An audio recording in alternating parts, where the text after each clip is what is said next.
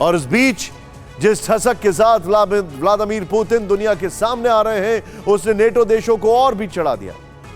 United Nations के general secretary Antonio Guterres 3 दिन के मॉस्को दौरे पर हैं। आज पश्चिमी देशों ने इसे खास तौर पर नोट किया है कि बिग टेबल एक बार फिर बाहर निकल गई, जिसकी कीमत 85,000 पाउंड है और जो 20 फुट का एक बड़े आकार का गोल्ड वर्क किया हुआ गोल्ड टेबल है, जिसे 25 साल पहले बनाया गया था। खास बात यह है कि जिस मीटिंग पर पूरी दुनिया की नजरें टिकी हैं, उस मीटिंग में यूक्रेन को लेकर पुतिन ने यूएन चीफ को खरी खरी सुना दी। युद्ध में पश्चिम की भूमिका को लेकर सवाल उठाए, बूचा में नरसंहार के आरोपों पर खरी खोटी सुनाई और यूएन पर भी उन्हें नसीहत दे डाली। यूएन पुराना हो चुका है और इसे जिन लोगों ने बनाया वही रुकावट पैदा कर रहे हैं। रूस को उम्मीद है कि डिप्लोमेटिक रास्ते पर चलकर सहमति तक पहुंचा जा सकता है। 2014 में तख्ता पलट के बाद यूक्रेन में समस्या शुरू हुई। रूस को पता है कि बूचा में किसने क्या किया था। युद्ध रूस ने नहीं भड़काया। रूस ने स्पेशल ऑपरेशन यूएन चार्टर के मुताबिक शुरू किया था।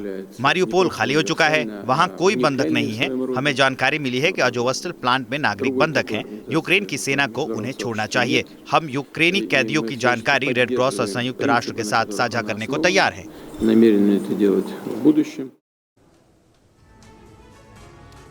पुतिन ने आज अपनी बॉडी लैंग्वेज से साफ कर दिया कि वो पूरी दुनिया से भिड़ने के लिए तैयार हैं, लेकिन सवाल उठता है कि पुतिन ऐसा यूक्रेन को हासिल करने के लिए कर रहे हैं या फिर ब्लैक सी को बचाने के लिए।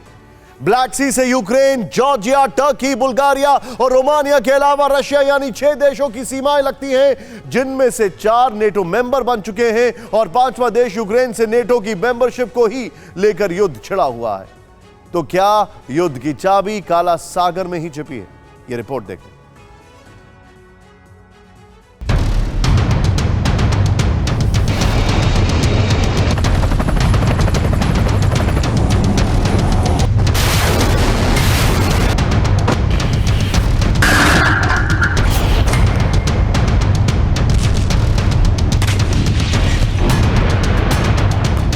पश्चिमी देश देखते रह गए और 24 फरवरी को रूस की सेना ने यूक्रेन पर हमला बोल दिया। राजधानी कीव समेत सभी प्रमुख शहरों पर ताबड़तोड़ बमबारी शुरू कर दी। ताबड़तोड़ मिसाइलें दागी और दोनों देशों के फाइटर प्लेन्स के बीच डॉग फाइट शुरू हो गई।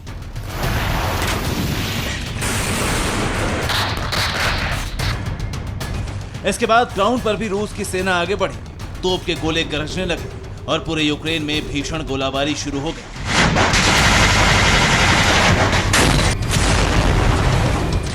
लेकिन 14 अप्रैल आते आते युद्ध काला सागर तक जा पहुंचा।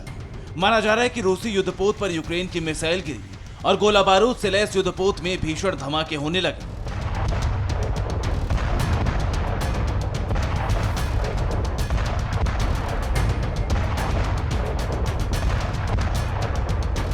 सिर्फ एक मिसाइल ने चंद घंटों के अंदर रशियन फ्लैगशिप को समंदर की तलहटी में पहुंचा दिया।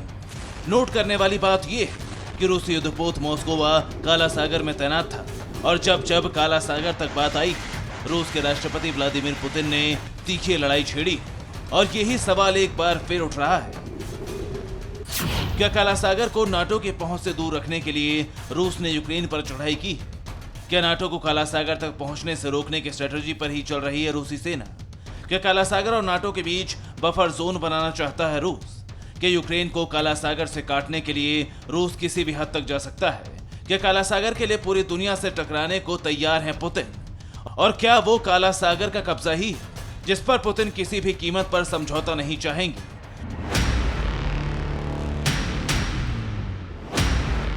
यूक्रेन नाउ टेलीग्राम चैनल पर जारी इस तस्वीर ने इस थ्योरी को और आगे बढ़ा दिया है। ट्विटर से उठाई गई इन तस्वीरों के आधार पर यूक्रेन की मीडिया ने दावा किया है कि क्रीमिया का रशियन नेवी का बेस है और यहां एक सबमरीन में nuclear capable calibre missile load की जा रही है। चैनल ने दावा किया है कि रूस की Veliky Novgorod diesel electric submarine पर calibre type cruise missile load की जा रही है, जो यूक्रेन के शांतिप्रिय शहरों पर युद्ध के दौरान बम बरसाता रहा। फिलहाल रूस का टारगेट यूक्रेन है या कोई और देश, ये रूस के टॉप ऑफिशियल्स को छोड़कर किसी को नहीं पता। इस सबमरीन पर न्यूक्लियर कैपेबल मिसाइलें कब लोड की गई और किस मिशन पर भेजा गया, ये भी किसी को नहीं पता। लेकिन 9 मई को रूस अपनी विक्ट्री डे परेड मनाने जा रहा है और इससे पहले न्यूक्लियर वॉर की आशंका ने यूक्रेन समेत पूरी दुनिया को डरा दिया है। लेकिन अगर युद्ध से बदले भूगोल को देखें तो यूक्रेन का विक्ट्री मैप क्या होगा, ये साफ साफ पता चलने लगा है। अगर आप मैप पर देखें तो साफ पता चलेगा कि रूस की सेना क्रीमिया से लेकर डोनबास तक एक भौगोलिक गलियारा तैयार कर रही है।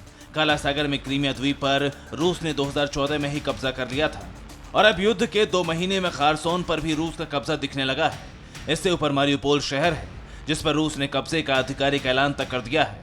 उससे ऊपर डोनबास रीजन है जिसे रूस ने स्वायत्त राष्ट्र की मान्यता दे दी है और जहां रूस समर्थक विद्रोहियों ने यूक्रेनी सेना को पीछे हटाने के लिए जान झोंक दी है। यह गलियारा रूसी सीमा से यूक्रेन को पीछे तो कर ही देगा, काला सागर से भी यूक्रेन को पूरी तरह से काट देगा।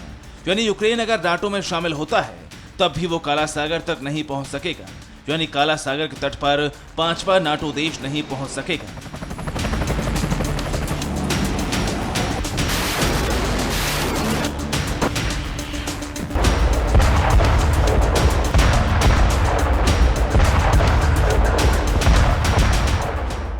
परवाह देश की, सोमवार से शुक्रवार रात 10 बजे TV9 भारतवर्ष पर।